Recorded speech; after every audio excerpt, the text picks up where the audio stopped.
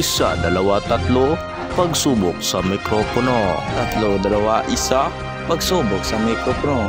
1, 2, 3, pagsubok sa mikropono.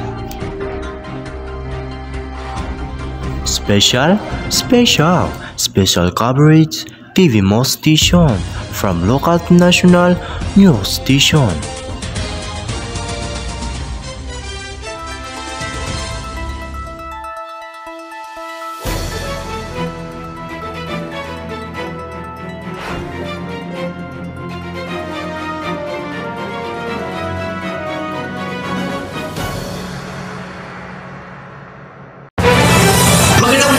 Kababayan, ako si Maggie Makatuan at ito ang Special Coverage Balita Kakalingkatan.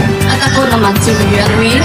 Ngayon, tatalakayin natin ang isang napapanahong issue na patuloy na nagbabanta sa ating mundo, ang global warming. Patuloy na pag-init ng ating planeta, ang epekto nito ay hindi natin matatanggil.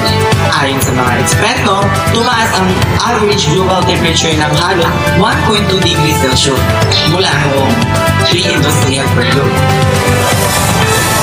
Asher Narte Exclusive. Dito tayo ngayon sa coastal community kung saan ramdam na ramdam ang epekto ng global warming. Ang mga residente rito ay patuloy na nararanas sa pagkuha ulot na tumaas ng level ng dagat. Ano mga eksperto, tani ito ng melting ice cap sa Arctic at Antarctic. Halos na taon po kaming ginabaha. Ang hirap kasi, hindi na namin alam kung kailan titigil ang ganito karamihan. Salamat, Asher. Bukod sa pagbaha, sulit na matinding epekto ng global warming ay ang extreme weather events tulad ng heatwave, malakas na bagyo, at tagtuyot. Tama ka dyan, itong nakaraang taon lamang, naitala ang pinakamainit na summer sa Europa na tumaas daw ng 48 degrees Celsius sa ilang region. Paano kaya maapektuhan ang ating kabuhayan?